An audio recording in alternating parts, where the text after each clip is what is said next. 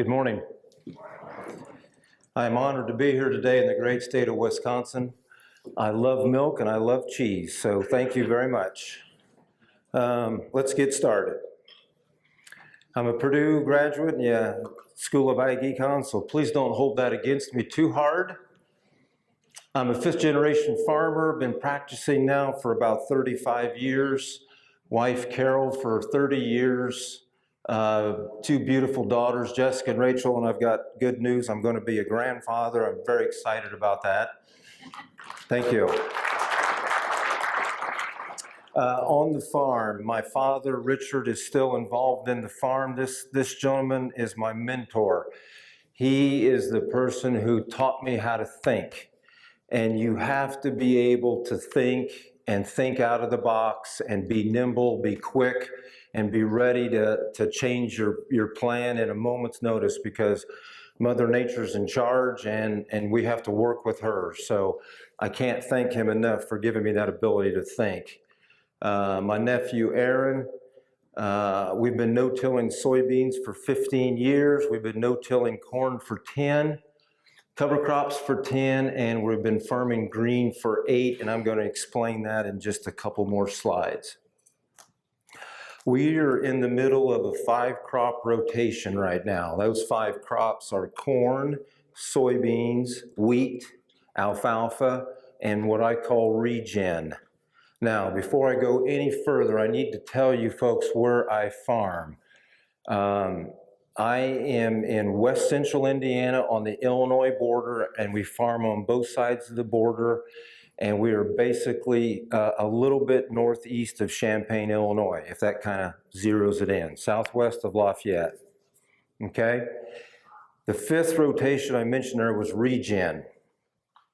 We have to get creative with being able to get our cocktail mixes out when we need to get them out. And you folks are so far north of me, I can't imagine the struggles you have up here.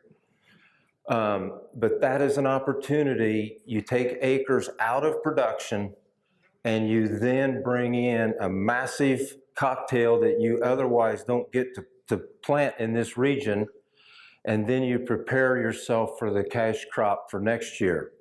And everybody says, well, how can I take an acre out of production?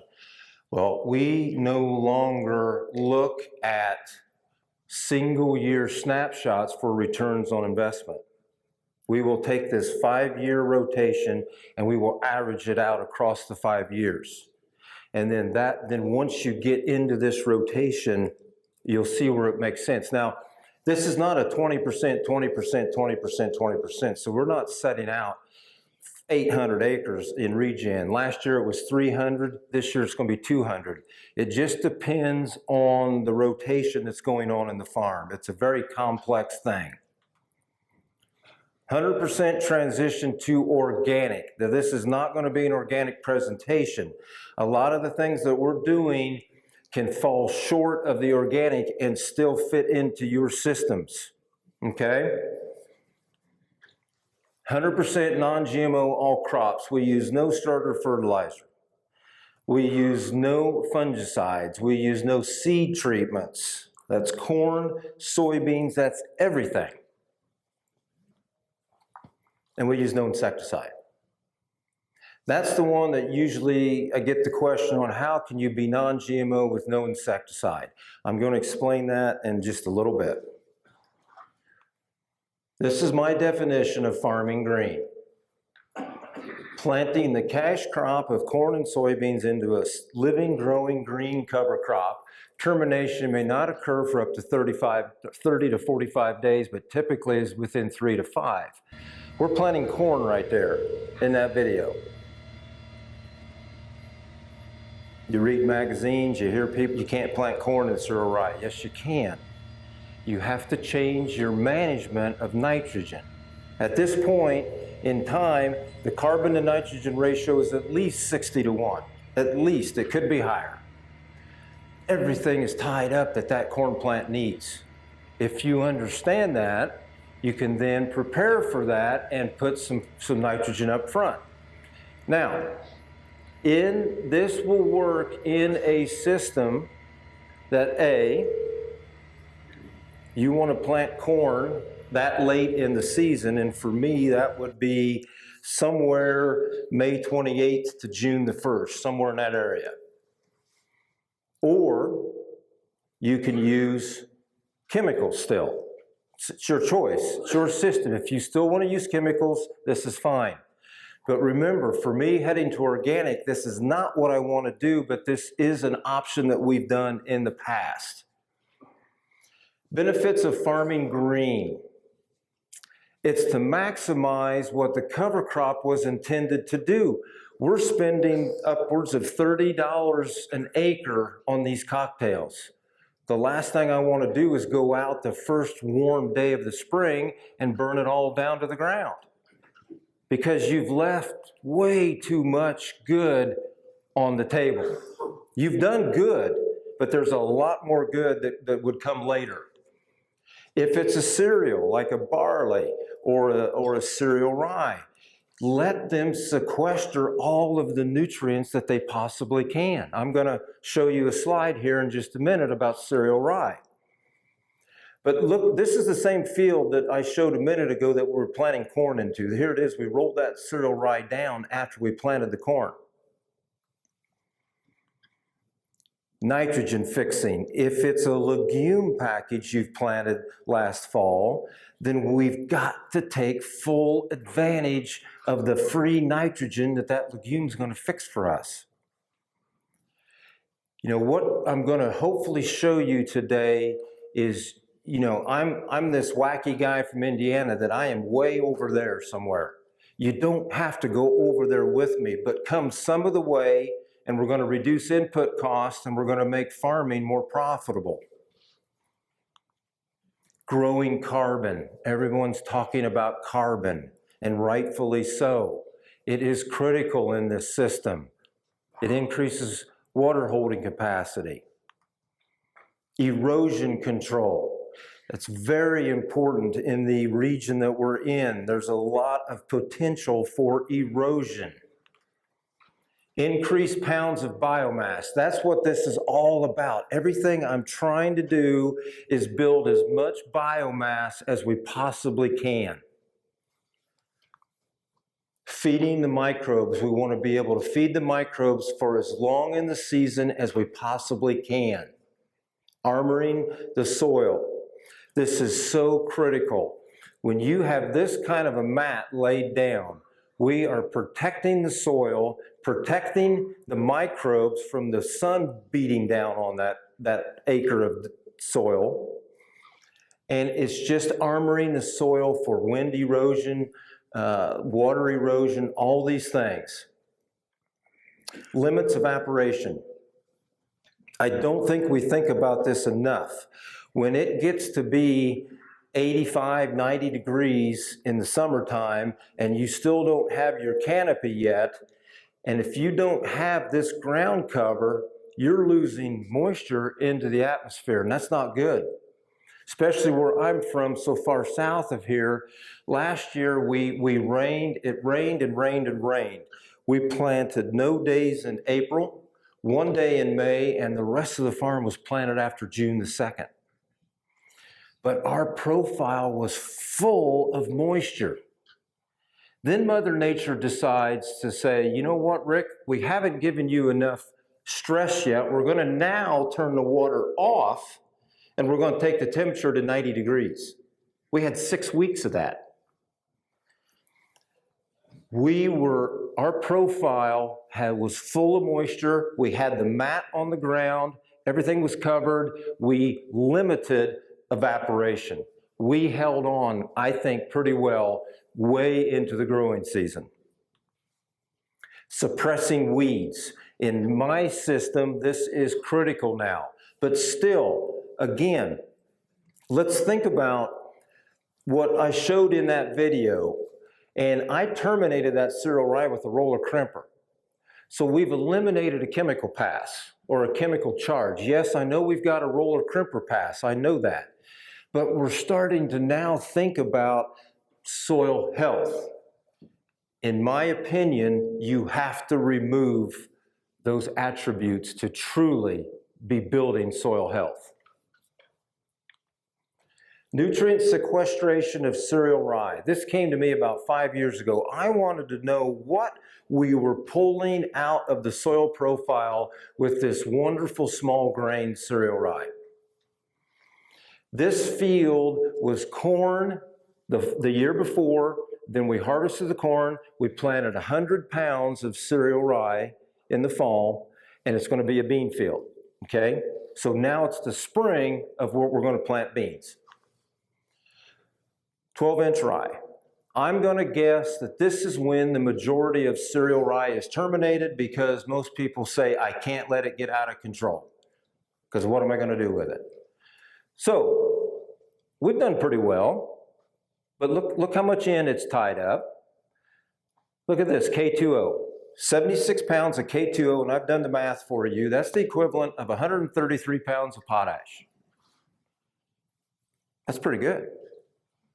But we can do better. In 4 days, if you just give me 4 days before you terminated that, in 4 days it added 6 inches of growth, and now look at those numbers. Can everyone in the back see those numbers? Or do I need to say what they are? Okay, you can see them. Great, thanks. Okay, this is why people say you can't plant corn into cereal rye. Well, I get that. I've already talked about it. Change the nitrogen program up front and you can overcome it. We're talking beans, folks. I want to look at these two columns right here. K2O is now up to 128, which is the equivalent of 213 pounds of potash. 28-inch tall rye. These numbers are off the chart. This right here is why we no longer apply potash on our farm. We no longer apply MAP, DAP, or ag lime. I've already told you all the other things we don't use, seed treatments, insecticides. We are as naked as you can get. Because look what we're doing with these cover crops. Because we didn't go out on the first warm day of spring and burn them to the ground. Now, that's great. But how much of that is available for my soybean plant? Dead rye. Note, dead rye sample was taken 2 months after termination. That rye was terminated on June the 1st with a roller crimper. So on August the 1st, we took the dead rye sample. You do the math, 281 minus 65. That's how much potash was released back into the profile available for my soybeans. That's why we don't use potash anymore. These are things that make your return on investment very attractive. We are striving to be a low-cost input producer and still have an increase in yield. What drives our system? It's all about soil health.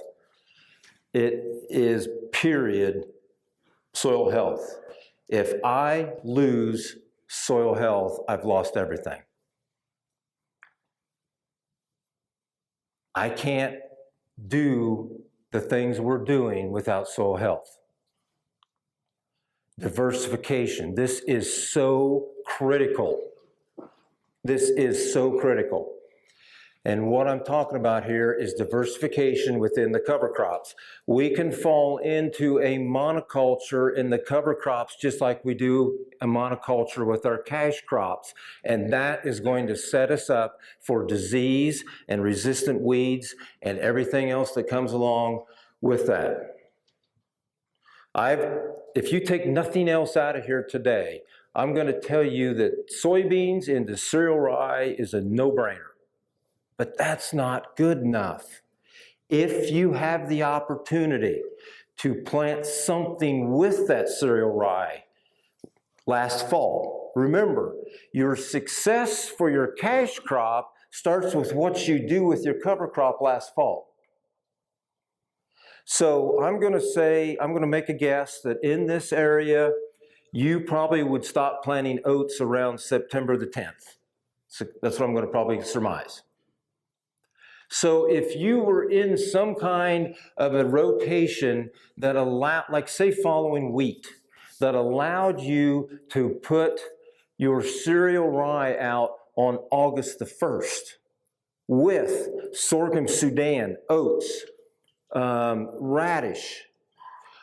That's adding diversity to the system, and those 3 species I just mentioned will winter kill and be out of the way for next spring cereal rye. Okay? That's the way we got to think about this stuff. Cash crop rotation. I gave you my 5 rotations. It is imperative to get as many cash crop rotation possibilities as you can. Now, I understand that you can only plant a cash crop for what you have a market for. I get that. I'm in the same boat. I'm not going to plant sunflowers if I don't have a market for sunflowers. But we have to be constantly thinking about how to get rotations within the cash crop. Data collection. Everybody in this room is collecting data. Your phone collects data. Everything we do collects data. But what's more important about data collection is what are you doing with that data you've collected? Boy, those sure are pretty maps. I don't know what they mean, but they sure are pretty. You know, that's not good enough. When we sit down and make our decisions, it's 10 to 12 to 15 layers of data. And this information goes back 20 years. So we've got all this data. We're testing on the farm. Right now, I've got 6 tests going on the farm right now. You have to constantly be doing testing and collecting the data and then using that data to your advantage. Armoring the soil. I've already talked about this. It's so important. Building human health. This is one of the reasons why I'm going to organic. The main reason why I'm going to organic is that the way we farm, it's almost there, so all we have to do is take a few more chemicals out of the equation and we're there. And that's what we're going to do. But building human health. You know, every young adult wants to go help dad. You know, they come home from high school or whatever, they want to go help dad. I did the same thing. 18 years old. Dad's loading the planter up with these white-looking boxes, and I, run over there and I grab one of these boxes and I throw it on the planter, and it's got a skull and crossbones on it. And I'm like, Dad, what's that funny smell? And what's this skull and crossbones? Son, don't touch that. That's death. And I'm like, well, then why are you touching it? I don't know why we have accepted, as the farming community, accepted things like that. Why should that be okay? I'm taking that stuff out. I'm taking it out. I care about the health of my employees, and I care about the health of my family. Being a good steward, that is total self-explanatory. We all have to treat this world much better than we currently are. There's only one, and it's slipping away. Too much soil is leaving our farms. ROI. This is what I'm striving for. Low-cost input producer to maximize ROI. Now, that's the last item on that slide. And yield is not on that slide anywhere, because yield does not drive my system. Now, I know I went to Purdue, and I know that you have to have yield calculated for ROI. I know that. I'm not that dumb. But I'm telling you, folks, if you do all these things up here, yield comes along. I've got a slide further in the presentation I'm going to show you. Our yield is on an upswing after taking all of these inputs away. Balance. This is what I'm talking about. A symbiotic relationship with Mother Nature. Balance. Predator to prey. The reason why we need traded corn or an insecticide with a non-GMO corn is because the species that preys on corn rootworm is not in the soil profile. because we've killed them with the acid and the salt and the insecticides. We've killed those beneficial species. That's why we can plant non-GMO/organic with none of those attributes, because we are closer to balance. I'm not saying we're in balance, but we're closer today than we were 10 years ago. We do Haney testing on our farm, not on every acre, but I usually pick a region of the farm, like maybe blocks of 500, and we'll do a Haney test. And it's geospatially marked. It's the same place every year, and we do 2 a year, one in the spring and one in the fall. It's the worst producing part of the field, the best producing part of the field, and the average producing part of the field. We take these Haney tests. I've seen it. I've seen the shift. We have shifted from a bacterial-based soil to a fungal-based soil. That's exactly where I want to be. All these things are heading toward balance. We've taken all of the attributes away that kill the beneficial species. Change is good.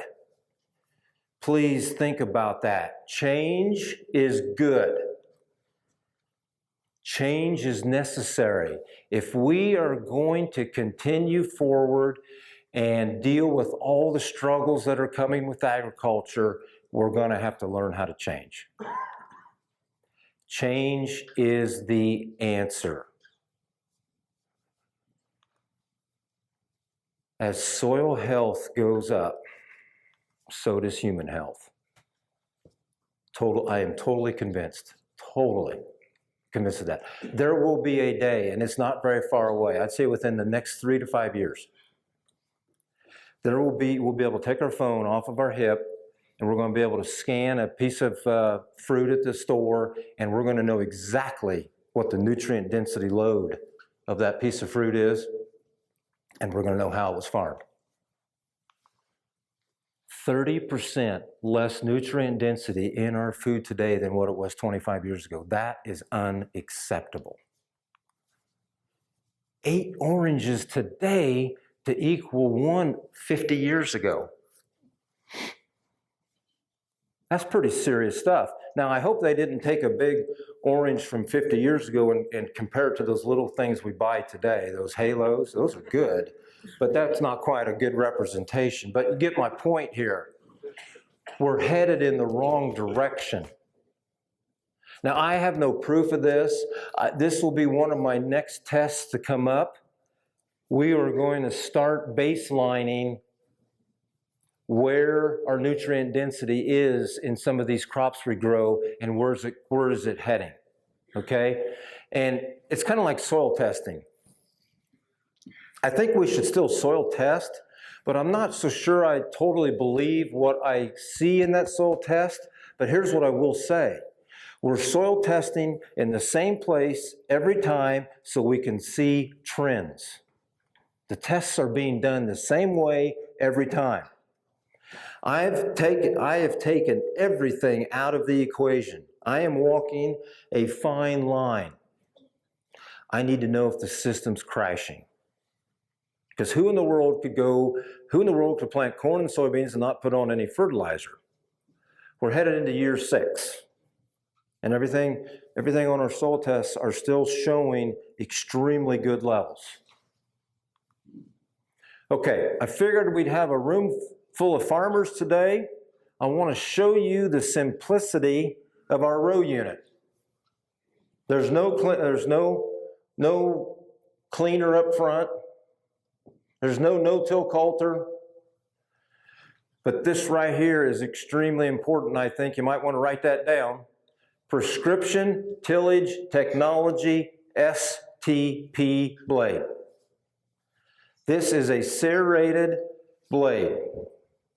They have totally eliminated hairpinning. If you don't know what hairpinning is, when you go through all this residue that we're creating with being in a no-till environment, the ground is covered with either growing crop or residue from a previous crop. Hairpinning usually is when you come through with your double disc opener, it takes the residue and takes it down with you, and if you happen to get a seed in that spot, probably not going to have one grow. They've eliminated that. It creates a U trough instead of a V slot, so now the Keaton firmer can actually get down and touch your seed, because otherwise it was probably hitting in the trench. And by the way, I plant very deep. I plant corn 3 inches and soybeans 1.5.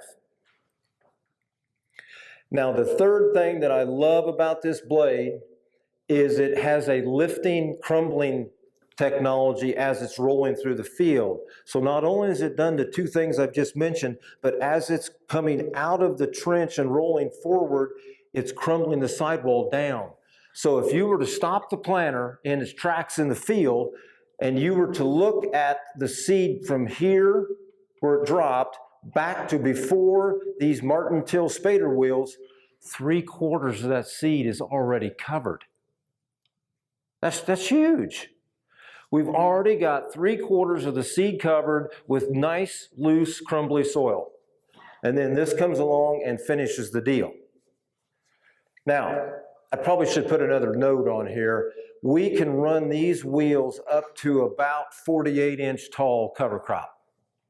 You get past that, and they're going to want to wrap, okay? So we got to keep that in mind. So if you go this route, keep your rubber wheels off to the side, and then one afternoon, maybe we change. Okay? Very simple. Very simple. This is my weapon of mass destruction number 1 against weeds. Remember I said earlier, the success for next year's cash crop starts with this year's cover crop. That guy right there.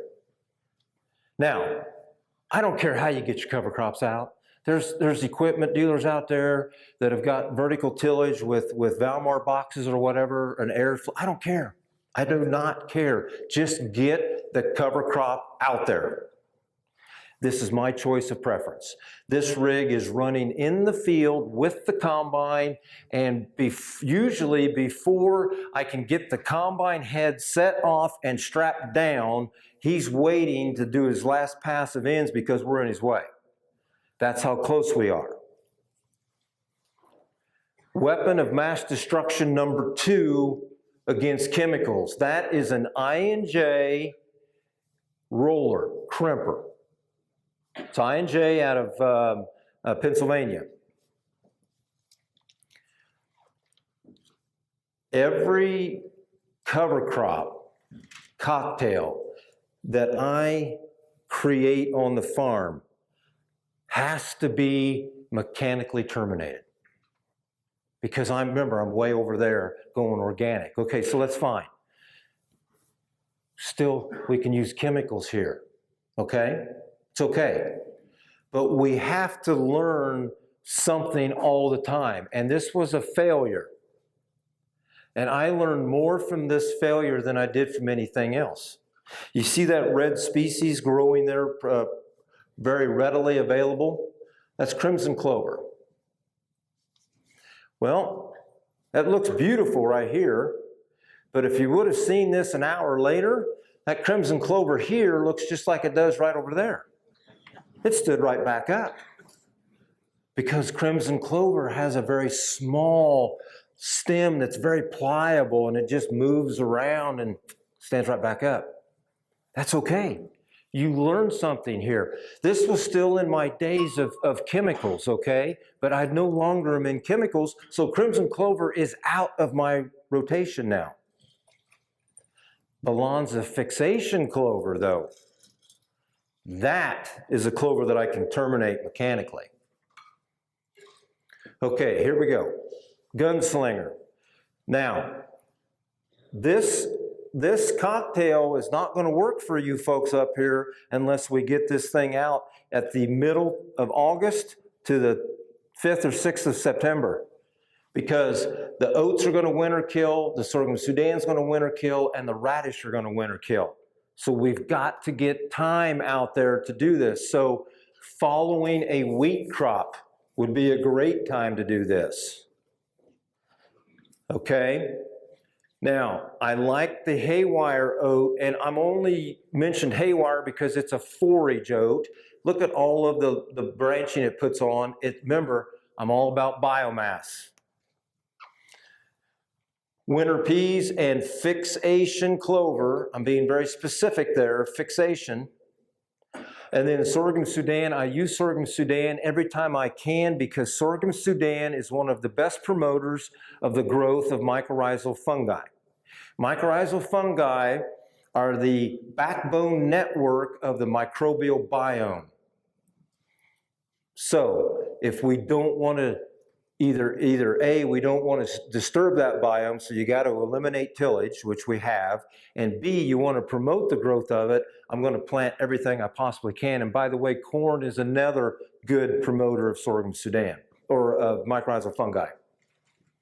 Tillage radish, I just love the radish. If you've got time to put it in there, it puts a deep taproot down, it really is pulling nutrients up from deep in the profile, and it's being stored in that tuber. The tuber is reducing or loosening compaction, and what I really like about that tuber is it's storing most of those nutrients it's sequestered through the winter, and it's going to release them next spring. It could almost be viewed as my starter fertilizer. So that's why I love this combination. This is the field, I believe we're going to find out here, I think it's June the 5th. That is the fixation clover, all that white.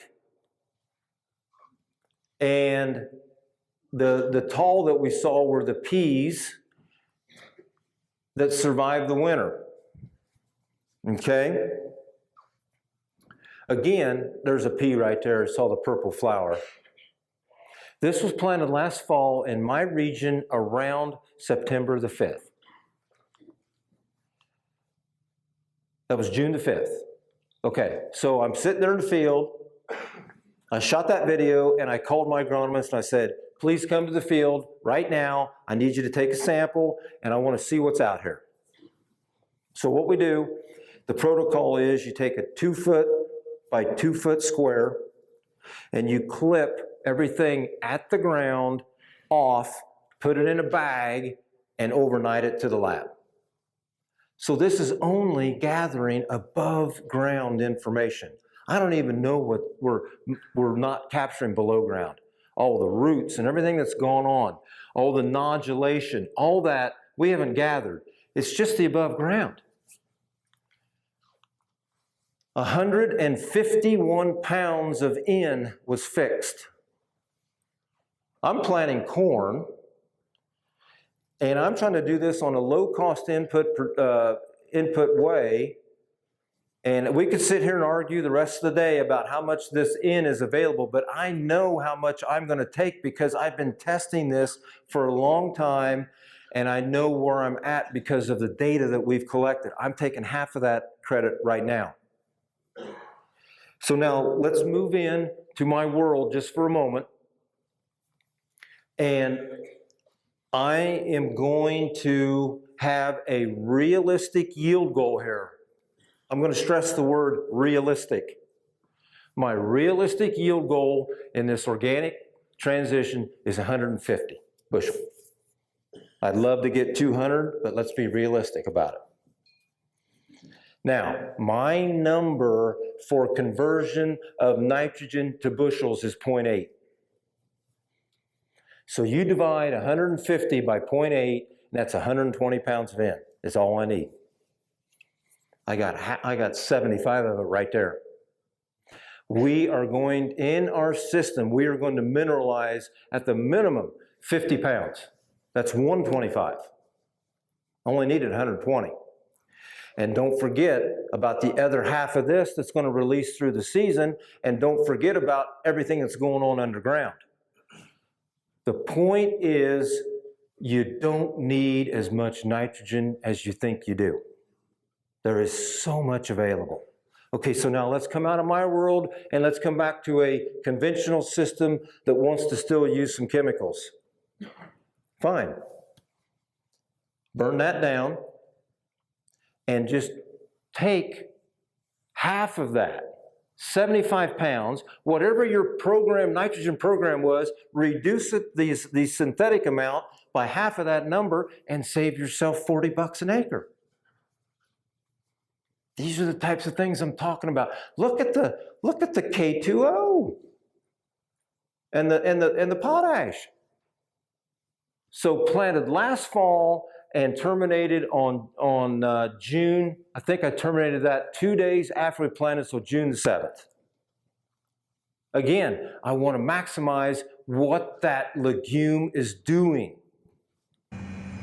There's the planter planting right through it. Now, you see these little spots like right there? That's probably going to be some weeds.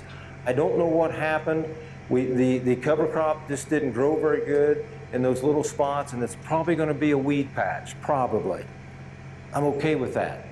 I can't have the whole field be taken over, but I'm okay having hit and miss. But look at that. Look at those peas climbing up out of there. I mean, that is some of the best planting you'll ever do in your life. Okay, everybody says, well, Rick, 19 was a train wreck. I had no chance whatsoever to get any cover crop out. I hear your pain. We didn't get done harvesting until a week before Christmas. Unfortunately, there's probably still some harvest to go. I hope you get an opportunity to get it soon. But let's don't forget about frost seeding. Okay? This is the March 11th is not a special day. I was looking for one of the last opportunities of a frozen morning and a thawed out afternoon. I got pretty lucky in 19. I had maybe 3 more days after this one that I could have done it, but I was trying to push it as far into the season as I could. Now, I got to mention this note at the bottom. This mix cannot be terminated mechanically. No way. I tried. That guy right there absolutely swallowed everything up at 2 pounds. So if you're not going to mechanically terminate and you're going to chemically terminate, this is fine. Again, nothing special here. I just went with some items that I thought could fix some nitrogen, get some cover on the ground, and feed the microbes. June 10th. June the 10th, 90 days after I frost seeded. And actually, when I frost seeded, the ground was frozen. I would imagine it was another 20 to 25 days before the ground got warm enough to even germinate anything. So it's not a 90-day window, it's more like a 60-day window. So in 60 days, we pumped out 110 pounds of nitrogen. Again, top only, 2 foot by 2 foot, clipped everything, sent it to the lab, above ground analysis only. I just can't get over these potash numbers. And look at the calcium we've sucked up out of the profile. It's amazing. The point here is don't give up. If you can't get it out there in the fall when you really wanted it to, still head this way. Now, I understand that you have no coverage for protection of erosion in the fall and the winter. I know that. But we can only work with what we've got to work with. Mother Nature's been very testy lately. So we have to work with her. So please don't give up if you didn't get it done last fall. 5,500 pounds of dry matter biomass. That's a lot of weed control in my system. You know, let's say your local NRCS office had the ability to purchase a roller crimper, and they were willing to either give it away or at a very reduced rate let some farmers use it. We now can start to think about, okay, let's plant some species that will be mechanically terminated with a roller crimper. I can now eliminate a burned down chemical. So we've now maybe taken some possibilities off the table of getting resistant weeds because we're now skipping a spraying cycle. And then maybe you've got, if you're planting a GMO corn, this is only going to work in a GMO corn. And let's say your what you rolled down does not hold and you're going to have to post spray. Well, then go post some spray. At least we eliminated the burn down spray. Now, corn is the difficult one because there's not too many, I don't think there's any chemicals we can spray on a non-GMO corn crop to combat grass. But beans, on the other hand, there are still several chemicals that'll work on a non-GMO soybean that will get both broadleaves and grasses. So these are just all things to think about. Okay, in my opinion, the most efficient and quickest way to build soil health is cattle. And there's a lot of cattle in Wisconsin. Graze them across your acres. You know, I've got a breakout session this afternoon. I'm going to talk about what I think could be some possible crop rotations for up here. And you can kick me out of the room if I'm out of bounds. You know, it's going to be a discussion. But we've got to figure out how to get some cattle. Take your yearling heifers and move them across these acres and freshen them up and keep all that going. I think this is very critical. It's not for everybody, so I don't spend a lot of time on this, but we are building fence, digging wells. The cattle are moving across the farm. Good data leads to good decisions that puts you in position of strength. That's what I've been talking about. We collect all this data. We've got all the history. And then I can say to myself, I don't have to focus on that. There's so many other things we need to be thinking about. I can let some of this stuff go because my data is backing what my next decision is going to be. Now, I tend to have a piece of paper beside the bed where I sleep because I wake up a lot and I write things down. Okay, if I get some wacky idea, I'm not taking this thing out across 1,000 acres. It's 10, 20, 40. It's something that we can put a check on and test and quantify. And if it winds up working, then we start moving it across the farm. So we got to remember that we cannot jeopardize the livelihood of the farm on some wacky guy from Indiana. Okay? Stability. This absolutely blows my mind every time I put this up here.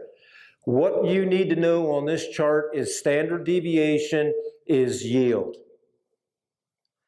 So before look at that, before the implementation of cover crops, or actually we had cover crops back here, but it takes 3, 4, 5 years to start to see the effects of them.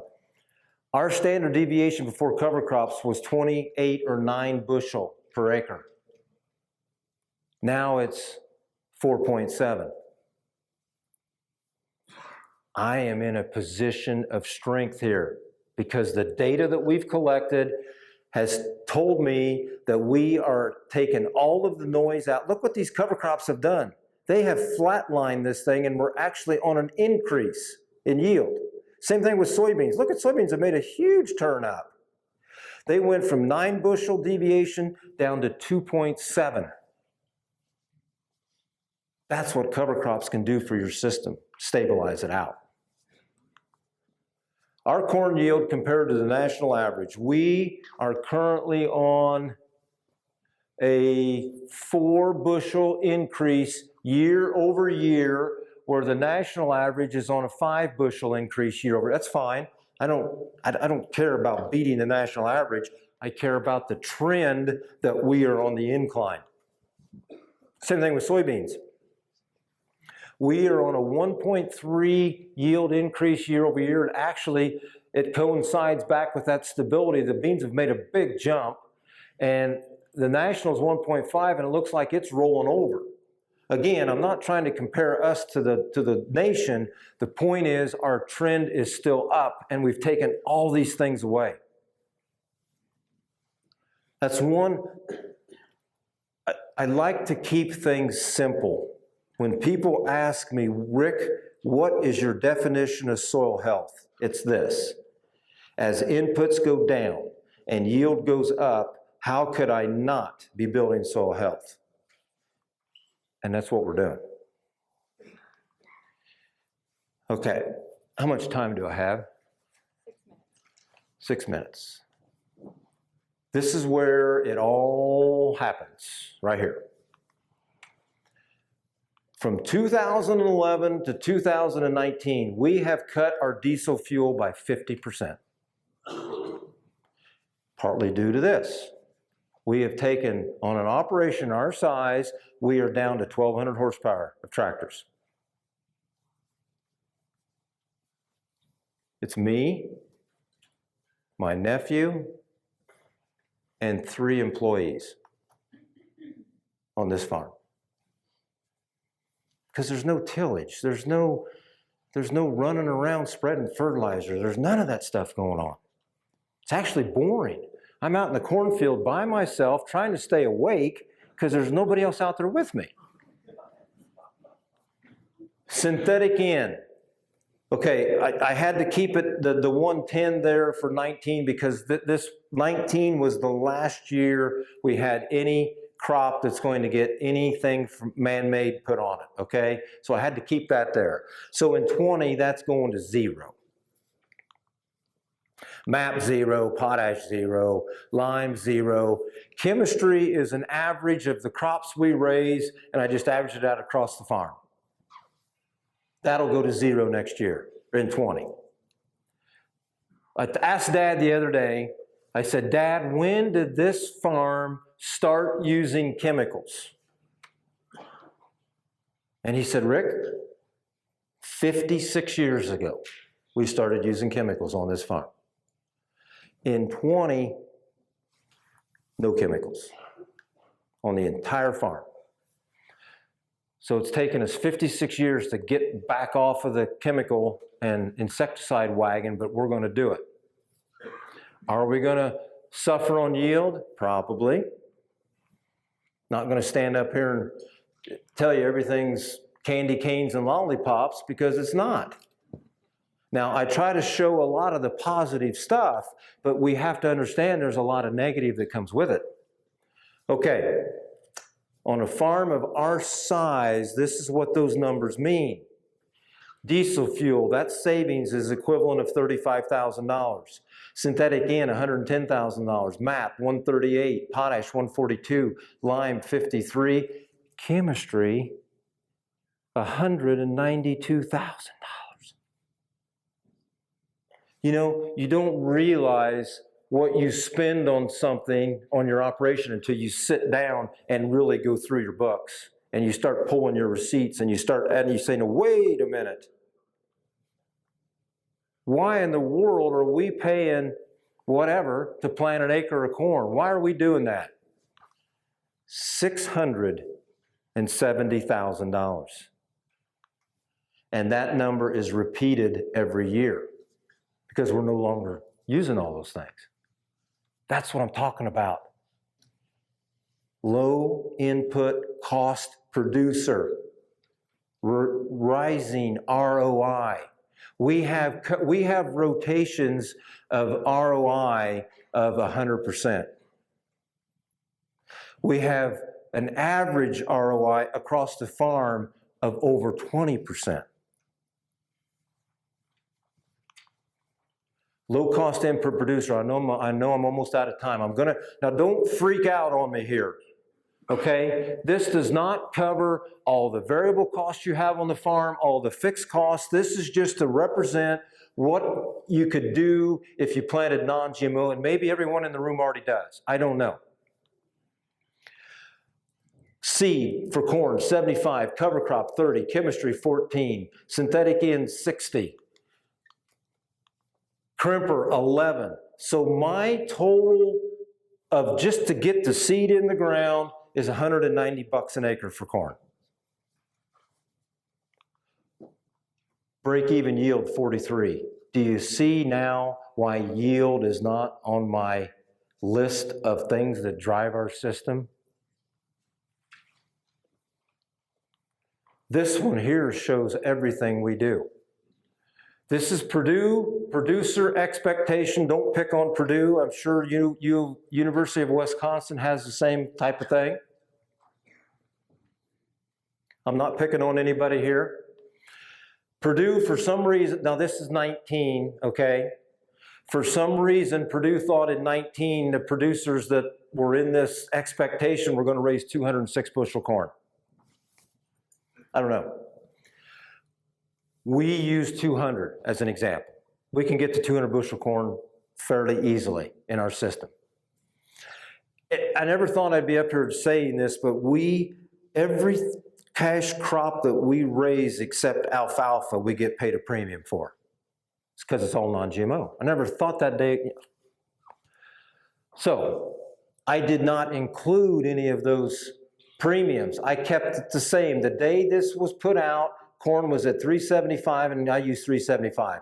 So Purdue's got a gross income of $772. We got a gross income of $731. Now, go through, add up all these fixed variable costs. Purdue's contribution to margin, which is the difference between gross income and variable costs. Purdue's contribution to margin is $352. We are almost $100 an acre more than Purdue at $439. That's big. That goes toward paying your tile, your bin that you just built, whatever you want to put that toward, that's available money. Look at the break even on yield. Purdue's break even number is 224. Now wait a minute. They said we were only going to raise 206. That's probably right. We probably lost money raising corn. Our system on this breakdown is 147. To me, that is huge. That's why I can sleep at night. That's why my brain is working on other wacky ideas than worrying about how am I going to raise 230 bushel corn. If you are not uncomfortable with what you are doing, then you are not trying hard enough to change. It's that simple. I don't care what industry you're in. If you are not uncomfortable, you must be stagnant. I challenge everyone here today to get a little uncomfortable. I think you will like how it feels. I'm proud to be a farmer, but I am more proud of the way I farm. And I call it regenerative stewardship. Thank you.